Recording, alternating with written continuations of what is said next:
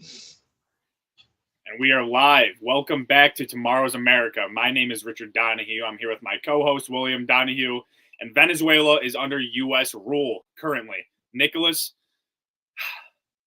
he has been captured. Nicolas Maduro, this is a big deal. This is a really big deal. We are 1.5 days late. We were on almost a missionary trip. We were worshiping with our cousin Jeremiah. He's probably the spokesman for Christianity on this channel. Obviously, we're all Christian, but he is very godly, and you'll see a lot more of him very soon. But Nicolas Maduro has been captured. This is a very big deal because, well, it's a regime change. We haven't seen this, at least from the U.S. point of view, since when we were doing it in the Middle East, and that didn't end up happening to be very well. That didn't end up going very well. So, Will, what would you say are your initial thoughts when you heard this news? My initial thoughts are kind of like you said, that I don't think regime changes go very well. But this is one time where I actually kind of am on board with it. And I know the last few episodes we've been really, really critical of the Trump administration and the GOP and American politics altogether. This is one time where I actually think that we might be doing something good.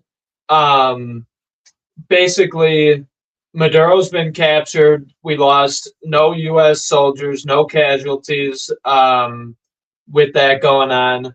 The people of Venezuela are behind Trump's move to, eliminate Maduro and let the people of Venezuela recapture their government and stop communism and dictatorship. And I think that that's a really good thing. I kind of am a little bit leery of it just because of the precedent that it sets, and we could get more into that, but those are kind of my initial thoughts about it. Yeah, definitely interesting to put that onto the world stage, because there's so many conflicts happening between Europe, Asia, obviously the Americas now. I do think it was a very important thing that it was quick. It was in the middle of the night. It was already over by the time of morning when everyone woke up and saw the news. It was, this is something that obviously on this show, I've been very anti-war in a sense. I'm not actually anti-war, but it's just anti-stupid wars. I'm very anti-dumb wars. I don't want us getting involved in wars and spending money when there's absolutely no reason or U.S. benefit. Now here, in my opinion, just the way I'm looking at it, so our sphere of influence is the Americas. I would say that the Americas is our sphere. That is our control zone. When you look at countries like Russia, I'd say the old Soviet territories and going into like Iran and the Middle East. For China, China has, I'd say, the southeast part of Asia. So you got Laos, Taiwan, Vietnam, obviously the South China Sea with Indonesia, Philippines, the Koreas. That's their area. So ours is America, the Americas, connected by Little Panama. Obviously, it was a man-made split. But when Venezuela is creating the drugs, they were sending drugs to the United States, narco-terrorism. That was the way that the administration had a reason to go in and take out Nicolas Maduro. They used that as their reasoning behind it, and they did a great job. 0 U.S. casualties. I think Trump said they did get shot at, and there might have been 1 person or 2 people that got shot. But 0 deaths, which is the number one thing. It's the same thing that happened with Iran. Another one, 0 casualties. That's a very big deal. And I feel like that's kind of something that this administration has been doing with the newly named Department of War with Pete Hegseth. I think that that's a very important thing for them, is no U.S. casualties. And I think they did a really good job. Yeah. I think that I think that they did do a good job. Um, you know, uh, as far as the drug problem goes, uh, I think that a lot of the cocaine is made in South America, obviously, probably mostly Colombia, Yeah. which we're gonna get into Colombia, Cuba, and Mexico. Yep. I think one of the biggest things with Venezuela is the um, Cartel de Sol or whatever, Cartel Yeah. of the Sun. Basically, from what I know, they are like the over cartel over a lot of the Mexican cartels, controlling the drug trade. As far as our fentanyl problem goes, that's more of a Chinese issue. But then again, China and Venezuela are very aligned. Um, I know that Maduro used government planes to transfer money and drugs back and forth between Mexico. Um, so I think that as far as the drugs and the cartels go, we're going to see maybe a little more action with Mexico, Colombia, Venezuela, and Cuba. As far as the Trump administration goes, and he did give a warning for them to look out for that. So, I mean, do I think that getting involved in a huge conflict in the southern South America is a great idea? It's got its pros and cons. Mhm. But like you said, this is our sphere of influence. Now, on that topic, as far as spheres of influence goes, uh, this is kind of my one contention with the whole thing is that uh, basically, if we can do this to Maduro, then what's stopping Putin from doing that to Zelensky or China from taking out the leader of Taiwan? Because like we said, spheres of influence. Now, at the same time, not that it's a good thing for a country to, abandon their allies, but if we focus on our sphere of influence, then those alliances are almost useless anyway. And I think that a nice restructuring of the geopolitical landscape where we do control the Western Hemisphere, China controls their part, Europe and Russia can fight over what's in between them Mhm. as long as they want. And if we just did focus on, stop sending foreign aid to other countries, Yeah. build here good defenses, a good military, strong borders. I think that we really would benefit immensely from that. It might Yeah. be a painful process, but once the process is complete, we would have total dominance of the entire hemisphere. Yeah. What I also think that we could talk about eventually throughout this will be Europe and where we're going to have to cut our losses because our sphere of influence is the Americas. We need to make sure that everything in the Americas is running under US rule. We have Brazil is a huge, huge country, and they're not really Western aligned as much as they should be. There's countries like Argentina that are very close to the United States. So there's two polar opposites, two ends on the spectrum. And when it comes to Greenland and stuff like that, obviously we'll talk about that later on. But you're gonna have to Yeah. cut your losses with Europe. And obviously, when it comes to capturing Maduro, we had reasoning. They say that we broke international law. Well, no, we did, I guess, but no, he was an illegitimate president. Sorry, illegitimate Yeah. president. He lost, and then they turned off the media broadcast. So, what happened in 2014 with Ukraine? Zelensky is an illegitimate president. He was not the president, and then the West appointed him because they said that the election was rigged. So under the same idea, Russia could go and capture Zelensky and everything's okay. But no, because they're from the East, they can't do that. Right. Obviously, for me to say that they have the capabilities to do that is a whole nother thing, because I don't think they do. When it comes to how much we spend in the military and how advanced we are the true only superpower in the world. China is very close. Russia's military is really good. But look at what Russia did to Ukraine over the last 3 years, and then look at what we were able to do to Venezuela in an instant, And Yeah. obviously this was a very quick operation, and we're not land borders, but it just shows you, like, America's on a whole nother level. So I think as far as land borders go, you said Venezuela is like in our backyard. Mhm. Okay. A lot of people on the left and people who want to protest this, capturing Maduro, they're all comparing it to Iraq and our Middle Eastern, all the quagmires that we've been in the Middle East. Yeah. Those are all the way across the world and on the other side of the world. This is in our backyard. This is actually important. And,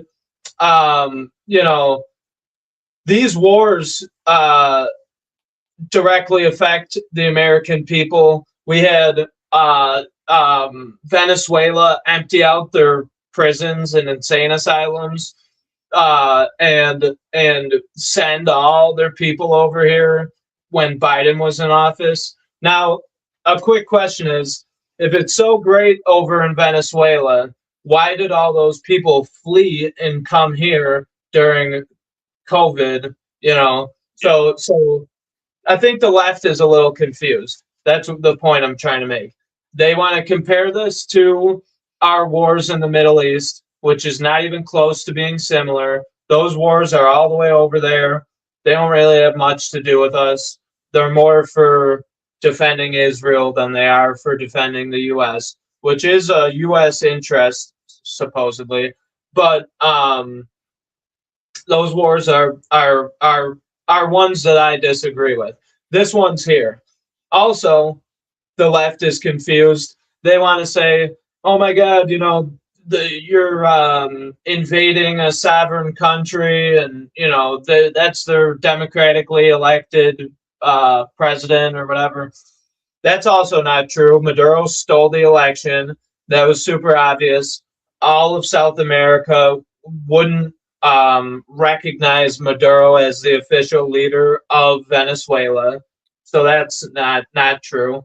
And then, question for the left: if Venezuela is so great, why did so many Venezuelans flee Venezuela to come here during Biden's presidency? And then the left is also confused. Now, I wanted to pull the video in, and maybe we could add it in post after we put the video up or whatever. But my friend went on a vacation to Chicago. He stayed across from Trump Tower, and all these leftists, which are just basically blue-haired liberal women, are walking down the street protesting Trump, at Trump Tower, which doesn't even make sense, but protesting outside of Trump Tower against his actions in Venezuela. Meanwhile, the people of Venezuela are celebrating Trump's actions in Venezuela. So the left just basically wants to attack Donald Trump. They don't actually care about or stand up for or believe in Venezuela or know what's going on in Venezuela. They just want to attack Trump. So the left, in like 4 different aspects, is totally confused. For one, their logic, you can't, apply their logic. Well, you could apply their logic, but then the other thing that they believe in discredits their original logic, and the thing that they originally believed in discredits the logic that they have now. Also, Joe Biden said that Maduro was not a legitimate leader. and they all love Joe Biden. So are they all against Joe Biden? No. You Yeah. know? Yeah. No, I get what you're saying. And on this channel, we're 5 episodes deep, and I've been very very frugal with how I've been wording things, but I'm this is a very important topic to me. I'm going to go off a little bit. Just know, this isn't really this isn't me hating on the left or anything like that. This is just something that does not make any sense to me at all, and it really frustrates me. So you have people everywhere. New York City, mainly. I see a lot in New York City. They're saying no war in Venezuela. No war. No war. They're a sovereign nation. We're invading a sovereign nation.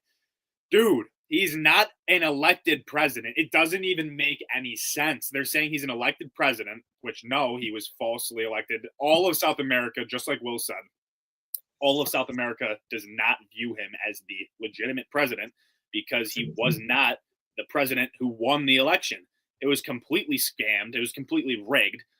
And they don't care, and this is what I've noticed with the left and why the Democratic Party has fallen so far. They were so high, look at what they had in the 60s with JFK. They fell so hard. And this is why. Because all they care about is hating Trump. That's all they care about. And I don't know if it's because they get clicks, they get the views. That's what brings in all the attention is Trump. But you can't do this. All they care about is Trump. No, Trump did this. I hate it. They're literally defending a dictator. They're defending a dictator. You have people that are actually Venezuelan that have their flags, and they're saying, I am Venezuelan. I'm from Venezuela. We're happy that he's gone. And they're arguing with these people. They're literally arguing that he shouldn't have done this. Trump should not have taken out Nicolas Maduro, the dictator of Venezuela.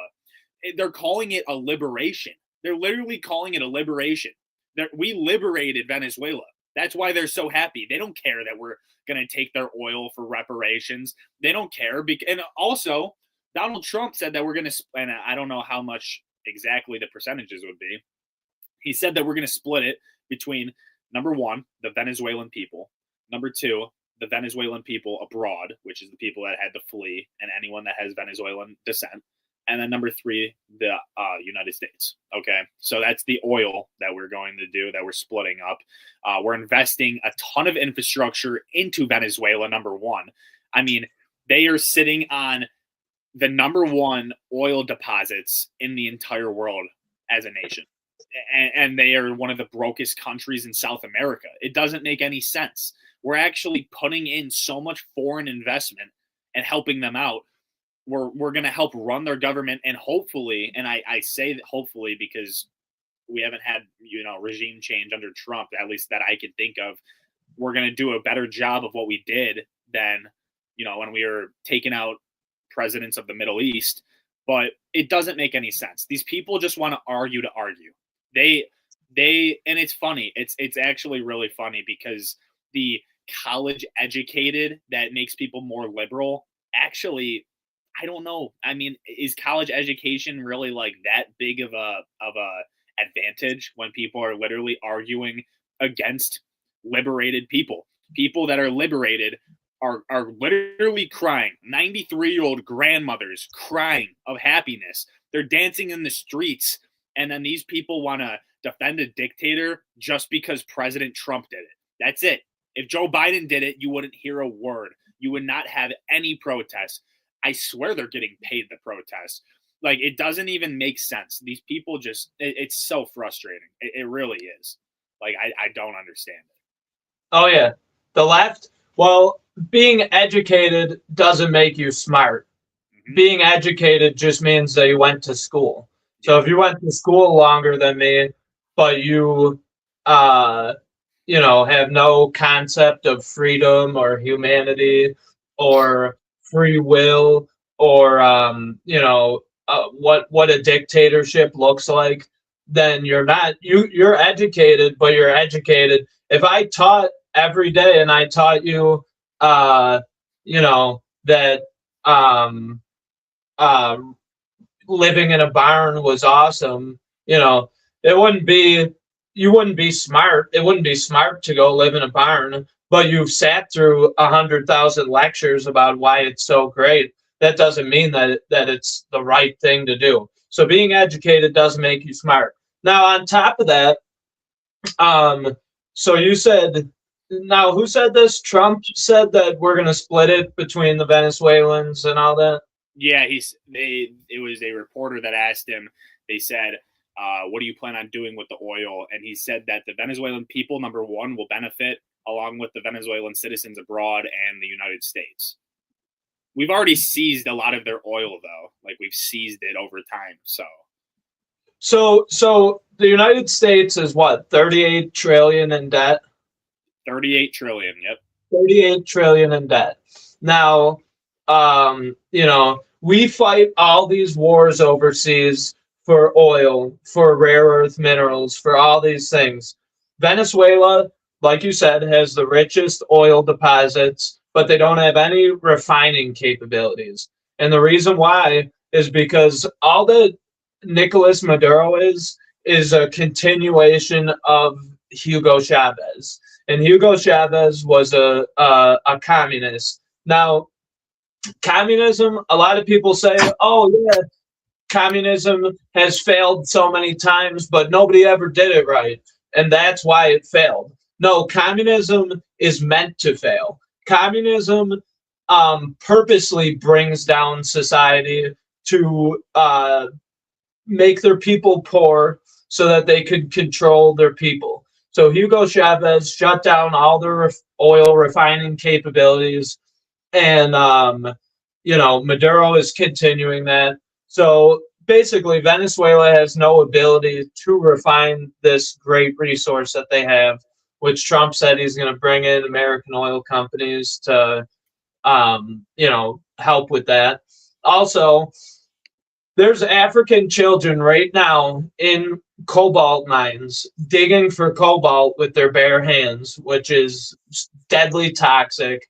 You know, and we go over and we fight for all the access to these resources. Venezuela has massive deposits of rare earth minerals, and if we could bring in the United States, who actually has some standards about themselves, actually holds people's human rights to account, actually has restrictions on the way that we do things, unlike China and Africa and these other places where a human life is expendable if it helps, you know, the dictator line his pockets.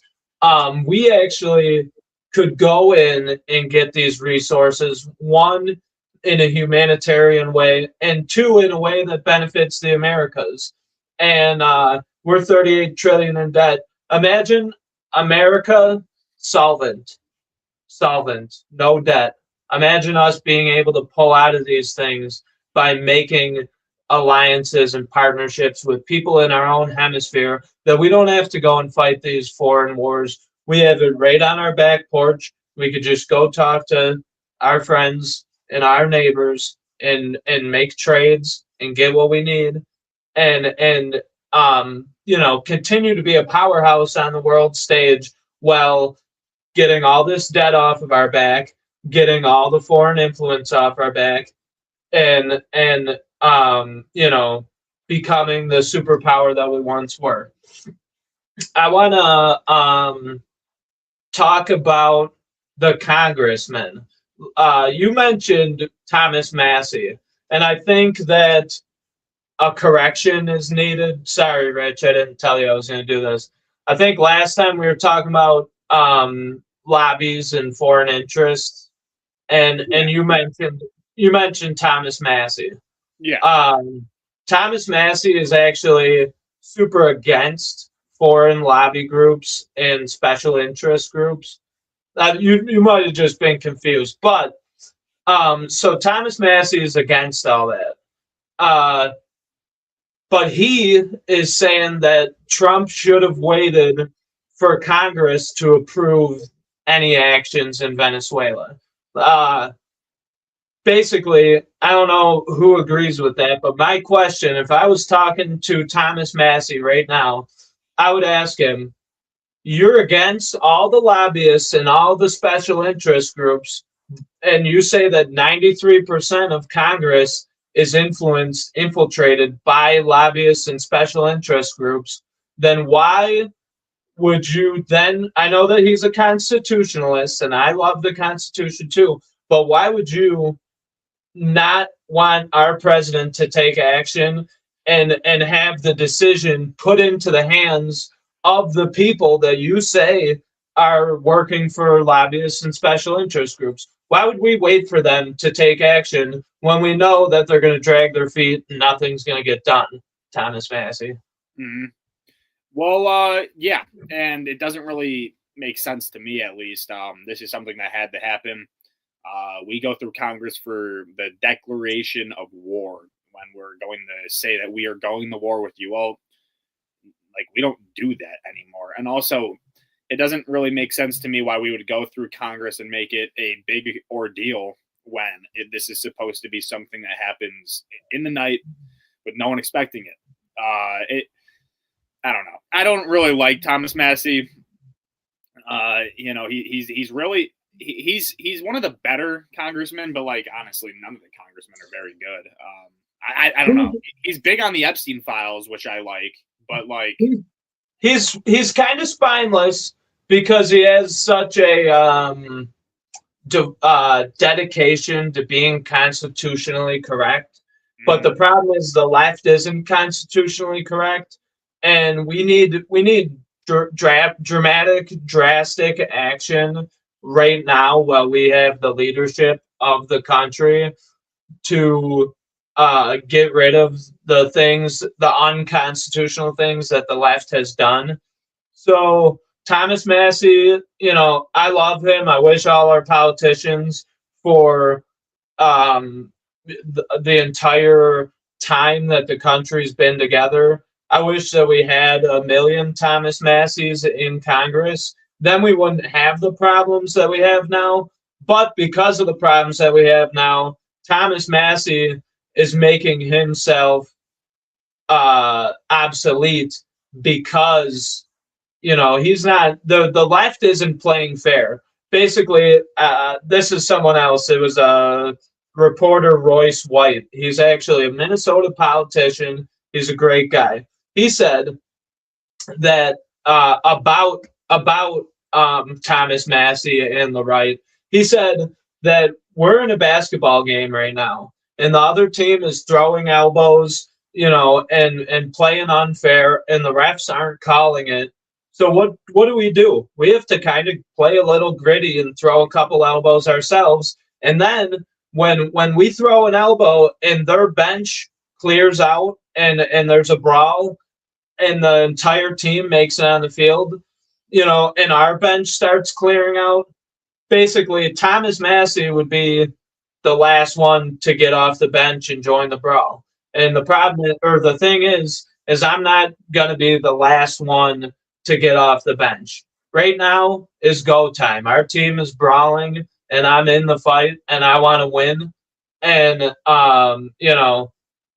people like Thomas Massey and Mike Johnson are pretty spineless right now. And we can't wait for Congress to make these decisions. Nobody complained when Obama, drone struck U.S. citizens and drone struck all over the Middle East and, went AWOL. So I think that we're playing within the boundaries that have been set over the past 3 decades. Yeah. And I think we almost need a sort of authoritarian to set this country back on track. Where the country has gone, I view myself a very centered person when it comes to authoritarian, libertarian, but where this world has pushed me over the last year has been slightly authoritarian, just due to the fact that we need an authoritarian, a strong leader to actually pull us out of all this BS. We are doing a lot of stuff that is good right now, a lot of stuff that I don't support, but we need someone that's a strong leader like President Trump. Yeah, I, like it or not, he is a very strong person. He is a big time leader. A lot of countries respect him. If you don't respect him, he'll make you respect him. Obviously, you've seen that with tariffs. You've seen that with him touching the crown prince of Saudi Arabia, even though they're not supposed to be touched. He's showing him he's not untouchable. I mean, he's done so many different plays to put himself on the same tier as everyone else, you know, and almost a tier above. I think we need someone like that. But going through Congress and going through all of the stuff that the Constitution is here for, sometimes, especially when it comes to war, sometimes I don't think that we need to be doing all that. I like the strikes on Iran.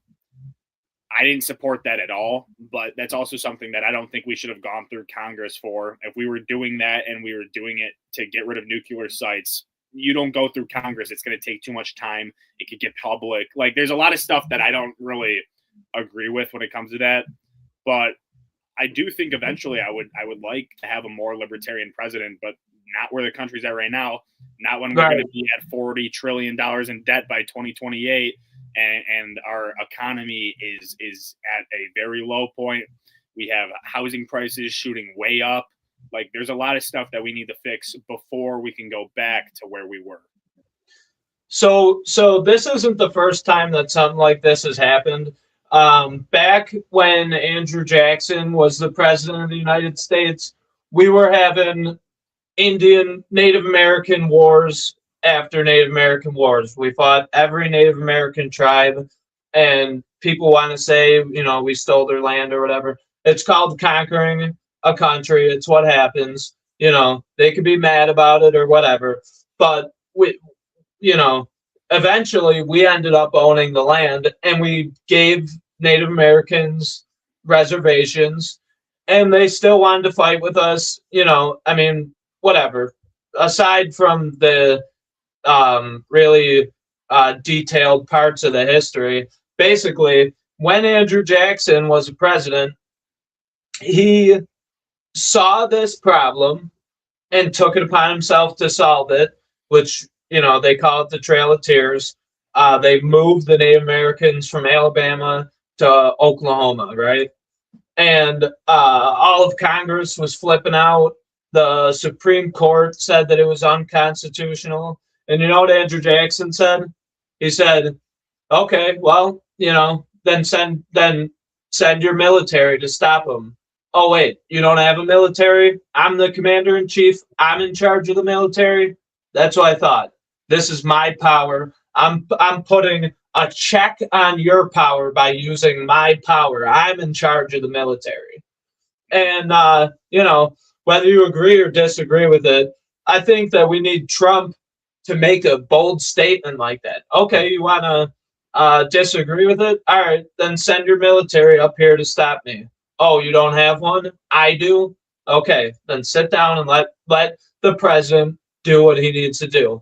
And that brings me back to what you said about authoritarianism. Now, authoritarianism has a negative connotation. When you say, you know, I want to be, we need an authoritarian leader. A lot of people, a light bulb goes off in their head and they say, oh my God, authoritarian, that's a bad thing. Why would we want that? There can be a good authoritarianism and a bad authoritarianism.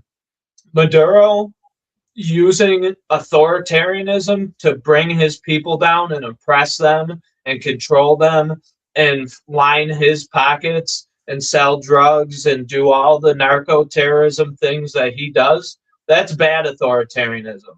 When you, authoritatively help your country and authoritatively make your country a better place, that is what we're talking about when we say authoritarianism. We need a strong man in this country to come in, right the wrongs of the past, and get the American people back to where we were. Mm-hmm. Yeah, And that's Make America Great Again. that's the idea of it. And I actually have a sign right here, and it says Trump, America First. And I think it's actually pretty ironic that they made these, because it seemed like Trump wasn't really putting America first when it comes to the Middle East. But I do think that he's done a good job with this. I think that he's done actually a spectacular job, 10 out of 10 mission. The United States in the last 12 months has shown what we can do with our military when it comes to, number one, bombing Fordo. They didn't even know what happened. They didn't know until we announced it. Number two, shutting off all of the electricity in Venezuela. Lights off. Ridiculous. I don't even know how we had that power. I don't think anyone's ever actually used that. Not that I have, to my knowledge. And if they have, that's very strong capabilities. I mean, when you can do that to that extent, that level, that's a scary thing, especially for foreign nations to look at. And then finally, I mean, everything that we've done it has been great. I mean, it looks like we're going to actually get oil and minerals from Venezuela. We're going to invest into the people, and they're going to get stuff back. It's a win-win. Right. And I don't know exactly what else you have left to put onto this, but it really reminds me of Greenland and the capabilities of that. That's what I would like to talk about next. But if you have any final statements. One last thing. So I kind of took some notes for today, and this is pretty different than where I was the last show, because I was pretty critical. But on the headline of my notes here, I put, "We are winning." That was what I put. And the reason why is because Donald Trump is trying to build a brand. We made the Gulf of Mexico the Gulf of America. We're taking this hemisphere, and we're going to be in charge of it, and we are going to control our sphere of influence. And it is a really big deal that we do this historically with the Monroe Doctrine, with Teddy Roosevelt. It is directly in line with American values and with American interests. And, it's a hard sell to say that these other regime changes were in American interests. But guess what? A lot of people bought it. This one is not a hard sell. This is an easy buy, that unless something goes terrible happens, or unless something spirals out of control, which, based on Trump's recent track record, he's been pretty calculated as far as these things go. We are winning. We are winning in the West, and we need this, because just a year and a half ago under Biden, we were falling under communism. We were falling to these things. And I'm really, really happy with what it seems like is coming from this. Yeah. So that's pretty much it. I think that the administration is doing a lot of good, and then there's things that I really don't agree with at all. It's give or take. That's politics. You gotta show that this is for the American people. This is for the people that give me my money, and we can meet in the middle. That's kind of what I've seen from this administration. They go in waves, but I do think that they've done a great job with this. I think this was a very successful mission, very good. They've gone untouched. China's all mad about it. Russia said they need more information. The EU's crying about it. Well, it doesn't really matter. It doesn't matter at all, actually. We have done a really good job, and we have done a successful mission, and no one's going to do anything about it. And obviously it does raise global tensions, and something could happen in retaliation, but as of now, we haven't seen anything. One more thing. Pete Hegseth is awesome. Pete Hegseth is awesome. And you want to know why? It's because we flew close to Venezuela's airspace 5 times. Okay, only one of the times did we attack. The first 4, the orders went out, the people flew, and right before they got there, they never got the final order to carry out the attack. So basically, what we were doing is we were sending these attacks to probe people within our administration to see who would leak, who would warn Venezuela, who would basically commit treason against the country, which I'm not sure if they were able to smoke out any rats within the administration by doing that. But we also created the element of surprise. 4 times we went right up to their airspace. One of the times we actually crossed into their airspace and didn't do anything. And then the 5th time, at the minute of the decision needing to be made, Trump gave the order. We carried out the strike, quick, clean, in and out, boom, carried it out. And that's all thanks to Pete Hegseth and his leadership at the Department of War. And I thought that it would be very good to praise him for his leadership and his mind and what he was able to do here. And I think that it's going to really benefit our country. Yeah. No. Out of the big 3, I think it's very advantageous that he could run for president. I think he's someone that I would love to support and I would instantly vote for. When it comes to people like J.D. Vance, not a big J.D. Vance fan. I think they purposely had him nowhere. He was nowhere this weekend. You did not see him anywhere. And I think that's because they plan on having him run in 2028 and they don't want this coming back on him. I don't think they want that at all. So they really kept him away. I don't know what happened, but he was not there. You saw Hegseth, you saw Trump, you saw Rubio, but Vance is nowhere to be seen. I haven't seen any statements. He might have made a statement. I'm not sure, but this is just something that he's not there. I think they want him in 28, but Hegseth is definitely my favorite candidate. I think Rubio is a little bit of a neocon, and I think J.D. Vance is, he was mentored by Peter Thiel. If you know anything about Peter Thiel, then you know that that's not good. Yeah. But, that's just my 2 cents on Pete Hegseth. Love the guy. I think he's honestly probably the best in the administration. He's honestly my favorite. But, yeah, when we talk about Colombia, when we talk about Mexico, Cuba, Greenland, these are very possible. I don't think the Mexico one's going to happen just because, the president has said to multiple times to Trump, no, just because the cartels are in the government.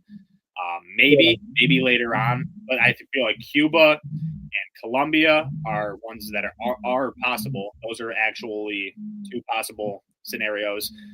I think Colombia more than Cuba just because of how close Cuba and Russia have been aligned, even when you go back to the Cold War. And then Greenland, that's a whole nother scenario. So let's talk about those. And then I really want to get into Greenland right before we end. This is something that I'm very passionate about. And I think that this is a huge opportunity for President Trump. Well, I think that we started in the right spot. We started in Venezuela. We cut off the head of the snake, the Cartel de Sols, the Cartel of the Sun. We cut off the head of the snake by, getting rid of Maduro and basically we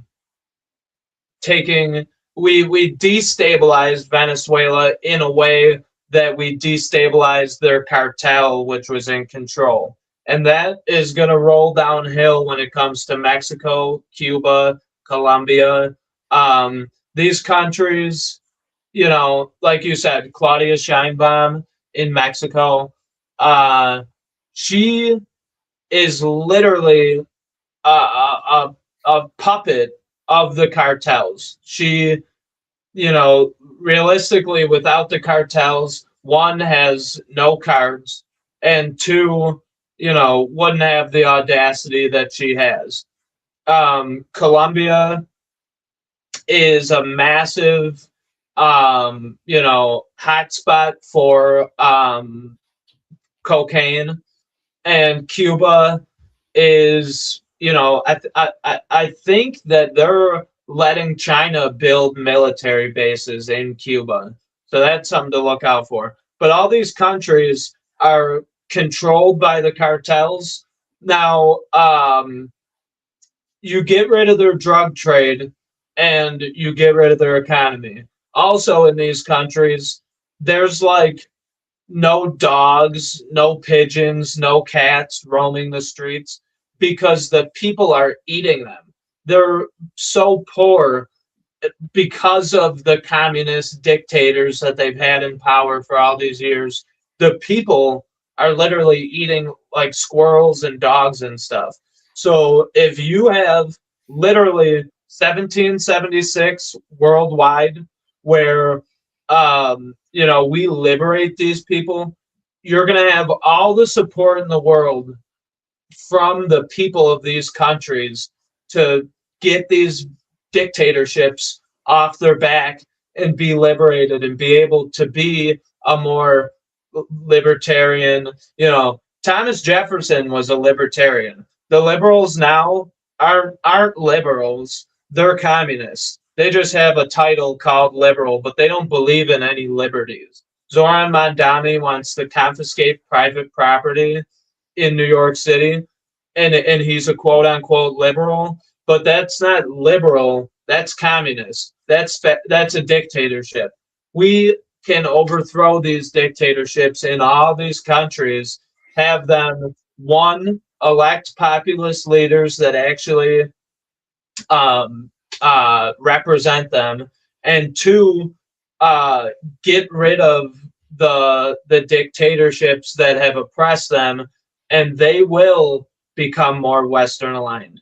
That's what people are. People are Western aligned naturally in their hearts. It takes years of indoctrination for somebody to want communism like a blue-haired liberal in New York City. Yeah. You hit that exactly how I would say. I mean, when you look at countries like Cuba and Colombia, they are huge in the drug game, which President Trump can easily use. And it's more Colombia when it comes to drugs, but Cuba isn't. They're not perfect. They make a lot of mistakes just like that. And I think, honestly, the 250th anniversary of the United States, I think President Trump has a vision that we're going to liberate a lot of these Latin countries. We're going to make them pro-Western.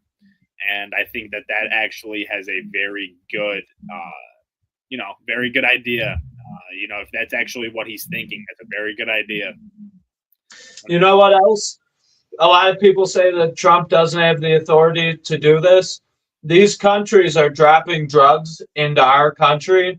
Imagine if another country took arsenic, a poisonous chemical, and flew into the country and distributed it to people at the same numbers that they're distributing cocaine and fentanyl, and we had the same amount of deaths. You would look at it a lot different.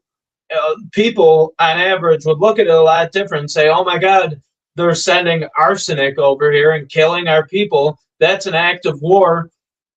You have every right to go over there and kill them. But just because it's a party drug or, a recreational drug or whatever terms people want to use, Trump doesn't view it that way. Trump doesn't drink. He doesn't do drugs. He doesn't like seeing all the opiate deaths in our country. And based on that, they are attacking us. They are poisoning our people.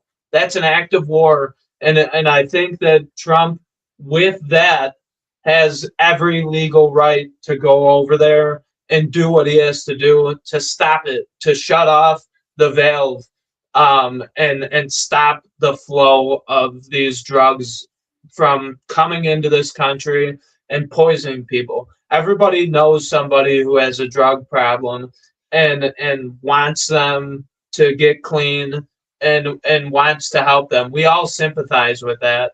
If you look at it like I just said about the poisoning of our nation, it's a pretty uh, easy sell. Like I said earlier, pretty easy sell for people to get behind that and want Trump to go in and shut this down.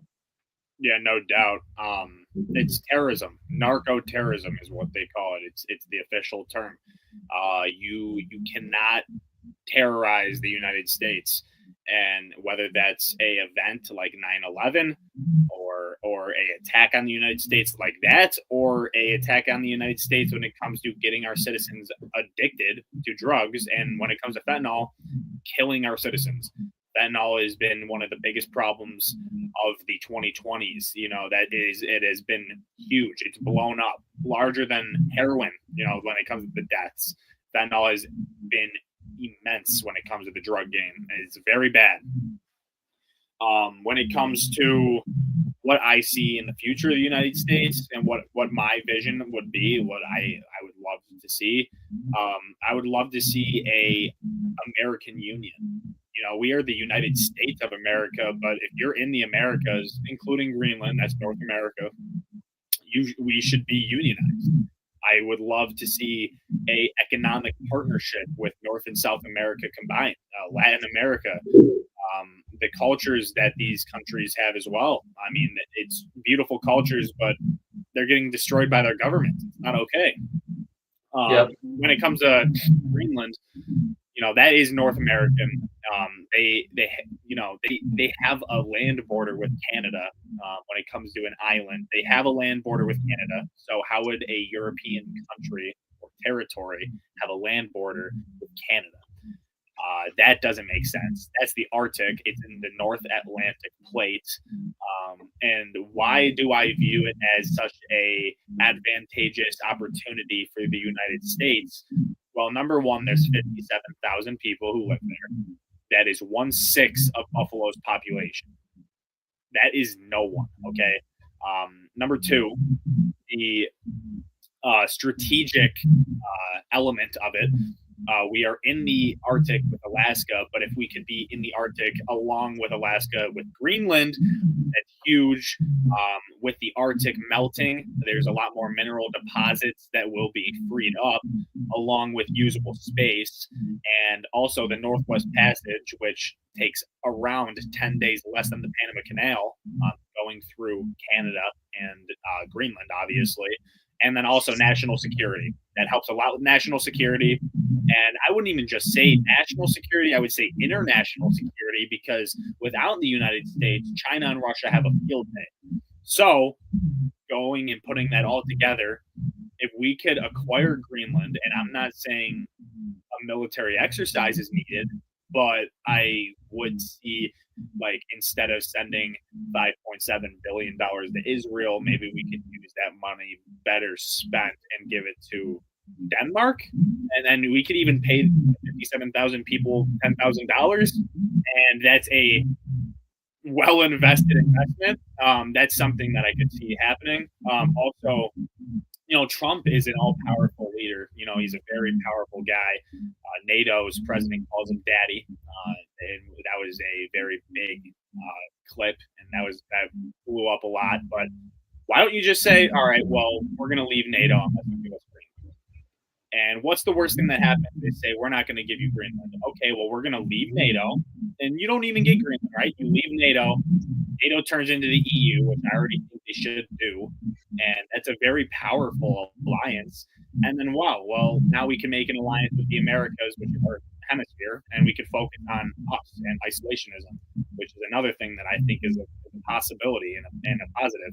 So the negatives, okay, you leave the strongest alliance that is so strong because of you, which they would never let that happen. They don't want us to leave NATO at all. It's not even a thought in people's minds. So if we threaten to leave NATO, they might give up for free.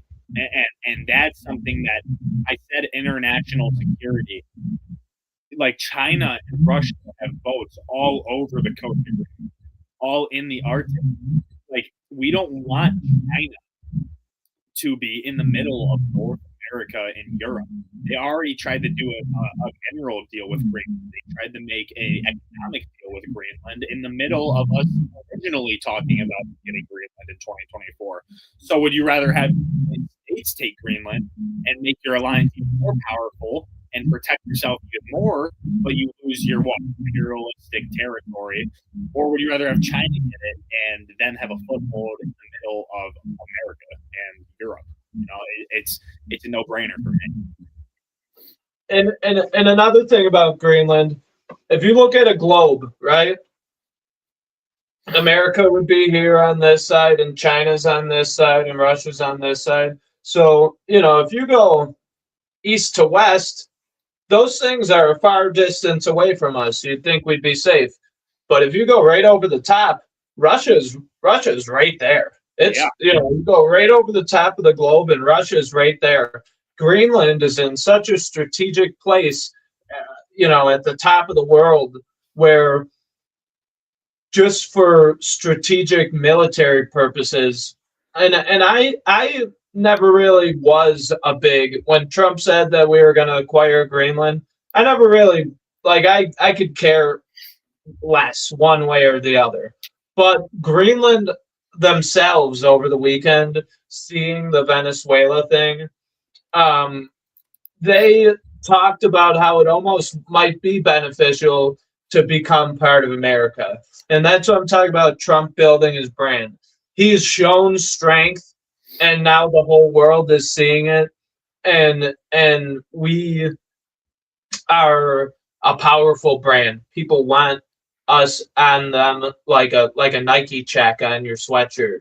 You know what I mean? It is fashionable to align yourself with America now because of what Trump has done.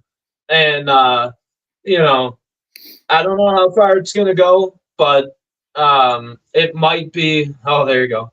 It might be a good thing for us to let this happen. What do you got there, Rich?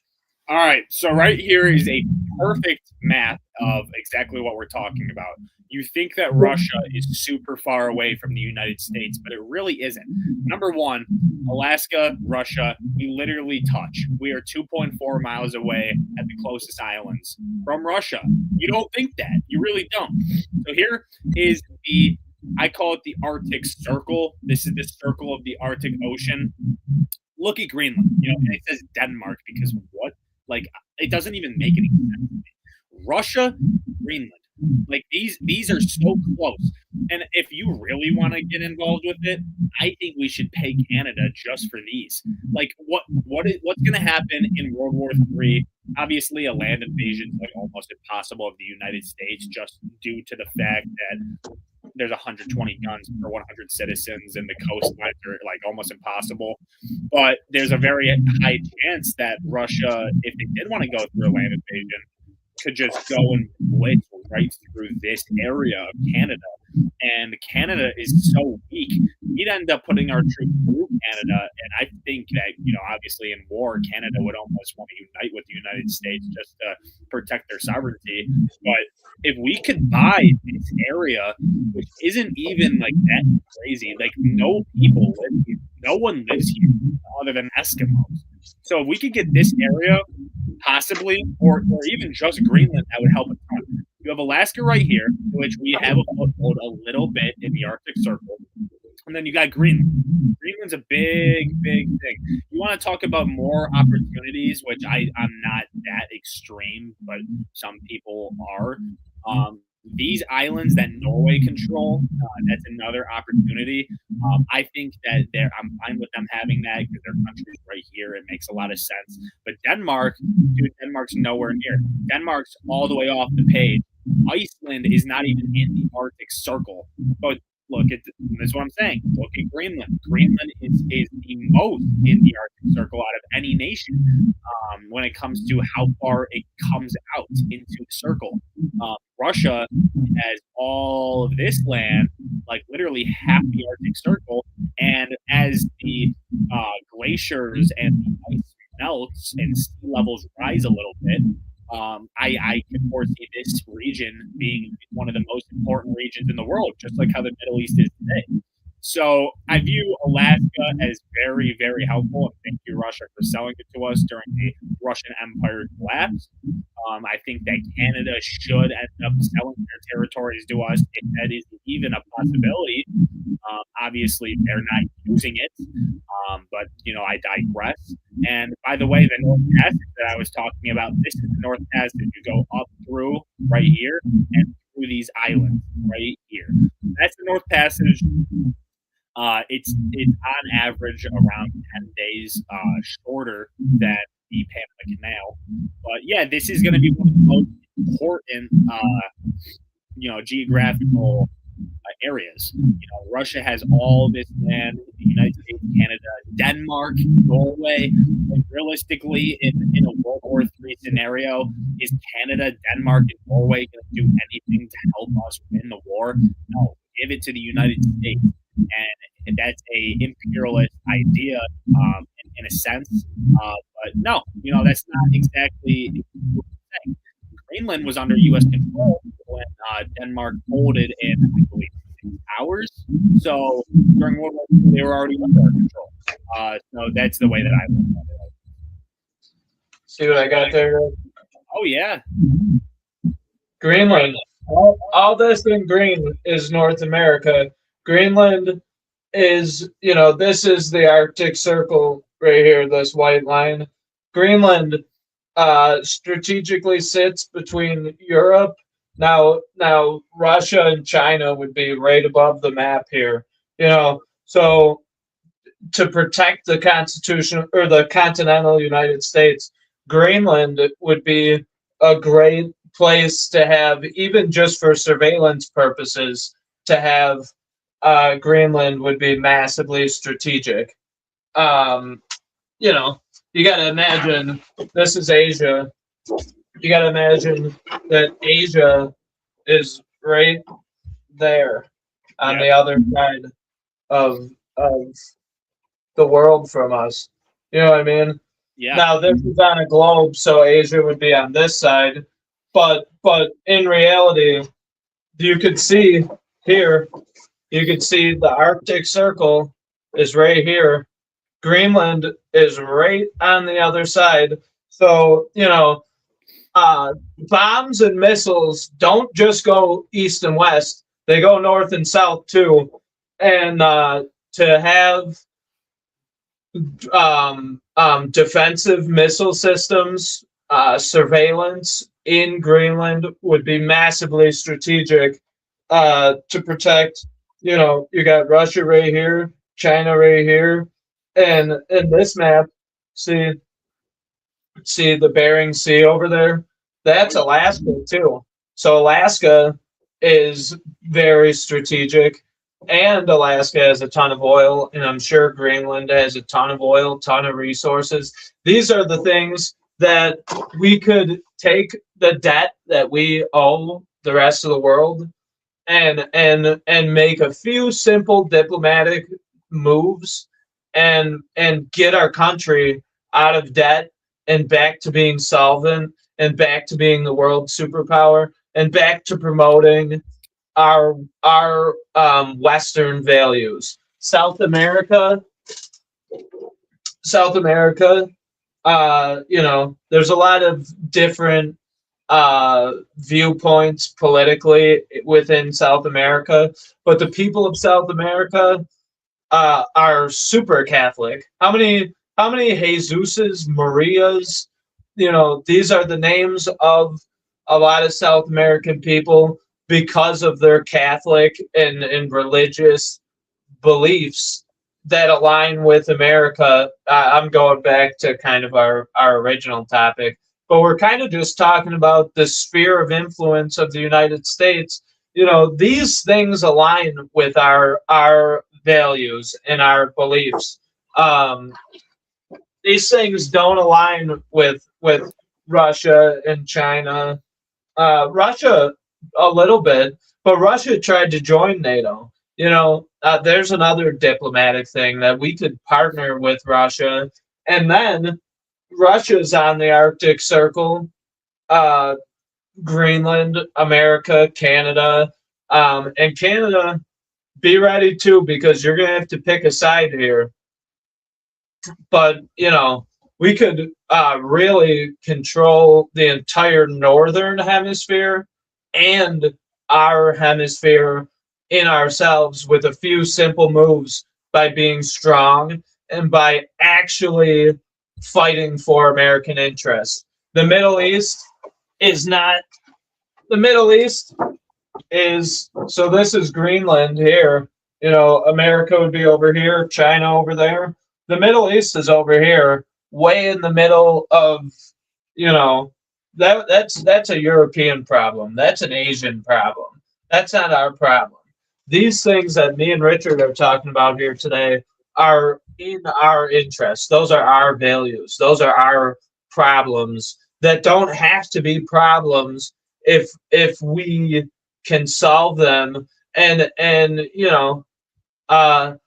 once we get our values aligned, get the hemispheres aligned how they're supposed to be, then we can isolate and just let China be China, and we'll do our thing, and hopefully it would create a more peaceful world.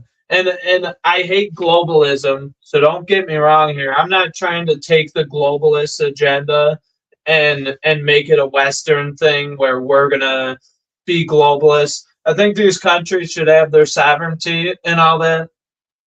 But China here, China's sphere of influence is the South China Sea and their specific area here. Now China wants to build islands all see like the Koreas, the Philippines. What China does is they'll build an artificial island and they'll put a police station on it.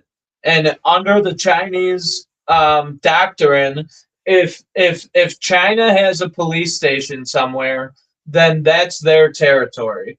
Even if they came over here and bought a piece of land and put a police station on it, as far as China's concerned, that's their territory. So what China's doing is making fake islands so that they could expand their territorial waters and expand their sphere of influence and intimidate Taiwanese boats, and intimidate the Philippines. They're doing this. This isn't Trump, just being insane. This is what's going on. And basically, let's just say that I'm asleep in my bed, right? I'm asleep in my bed. Someone comes into my house and steals all my stuff, and I never wake up. When I wake up, I've been robbed. I've been looted. My property has been invaded. You're gonna wake up and your wife's gonna be crying because the TV's gone or whatever, and you're gonna be standing there feeling like an idiot that you weren't able to defend yourself because you were asleep. Well, guess what? America's not asleep anymore. We're not sleeping through ourselves getting robbed. We're awake and we are fighting and we're making our brand. And that's what Trump's doing. And, like I said, we were critical of him. And I encourage people to go back and listen to the critiques that we said about Trump in the last episode because they're still valid. But also what's valid is what we're talking about now, the good things that he's doing. And I think a lot of this is really, really good.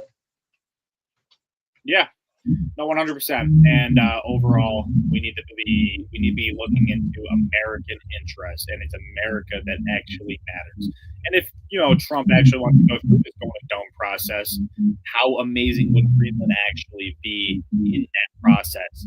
Being able to shoot down missiles and being able to see stuff before the continental United States. You have Greenland on the east, you got Alaska on the west, and then obviously, the continental United States. You even have Hawaii in the south, the southwest. So you have Puerto Rico in the southeast. There's so many different opportunities that we could do with this. I am also under the assumption that me and you were talking earlier. We have some news that we want to bring to you guys because we don't want to just talk all wars, all geopolitics. There is a lot of stuff happening as we've picked up the channel and started the channel. We have obviously just sent out a lot of different stuff, getting our viewers out there talking about a lot of different stuff. And there has been a lot of wars happening. But stepping away from wars for a second and then, all that, let's get into, current events. Yeah, so I'm looking to just blitz through these. These are some headlines that I pulled out that I thought were pretty important to mention. So we talked about the Somalian fraud. Now, Tim Walz says he's not running again. He's got egg on his face. He's not going to run again because of the Somalian fraud. He's still going to message like it wasn't his fault. But by him not running again, I would say that that's a clear admission of guilt. And I think that that's pretty important to point out. I think that he's the most corrupt. Like, out of him, Ilhan Omar, the whole state, it's just terrible. I already kind of mentioned this too, but I'll just say it again. So Mandami, like I was talking about communist leaders, he appointed a property chief, and this property chief says that they want to seize private property. They say that private property is a thing of white supremacy, and that they need to collectivize New York City. Now, a lot of different people from different cultures own property in New York City. So to call it a white supremacy thing is just a dog whistle. But that's something that's going to affect all people of all races, colors, and creeds. So that's something pretty important to point out, is that now that Mandami's been sworn in, just to pay attention to the effects of what he's doing, he's already appointing somebody who is going to try and collectivize New York City, which means that when you go to work and you work super hard and you think that you want to buy a house or start a coffee shop or whatever in New York City, you won't be able to do it. Whether you're white, black, Asian, old, young, you will not be able to own your own property because it's all going to be for the collective value of New York City. And basically that's what communism is. You give all your money to the government and then they give you a little bit back, and just barely enough for you to live and feed your family. Meanwhile, all the leaders and politicians are going to be sitting around big feasts fit for a king and have private jets and nice cars and good suits and all that stuff. And you will work hard, give your money to the collective for the greater good, and then they'll sprinkle a little bit of the wealth back to you, just the scraps, for you to enjoy as your collectivism. So that's what communism leads to. Another thing, Mark Kelly, one of the seditious six who made that video about telling military people not to follow the orders that Trump gives, that they said don't follow illegal orders. And the only reason they said don't follow illegal orders was to protect themselves legally. All we said was don't follow illegal orders. You're allowed to do that. They say that out of one side of their mouth, and at the same time, they're saying that ICE is illegal.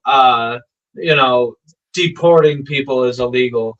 And these things aren't illegal. So what they're trying to do is play mind games to get people to not follow Trump's orders. So because of that, because he made this video, they cut his retirement. I think that they demoted him, and therefore he gets less of a retirement. That may be the only accountability that we see out of the seditious six, but I think that it's very important to highlight that because we need accountability for, you know, the past transgressions of politicians against this country. But if Trump's trying to keep the peace and he wants to only have accountability from here forward, I don't know. I don't agree with it, but it's good to see accountability, you know, when it comes to treasonous actors within the United States. And then these other two kind of are back on the war topic, more so about the Iran conflict, but they're just two headlines that I wanted to get through. So, because of the Iran conflict, now the U.S. intelligence is heavily involved in what I believe is going to amount to a color revolution in Iran. Uh, we our intelligence is influencing groups to rise up against the current Ayatollah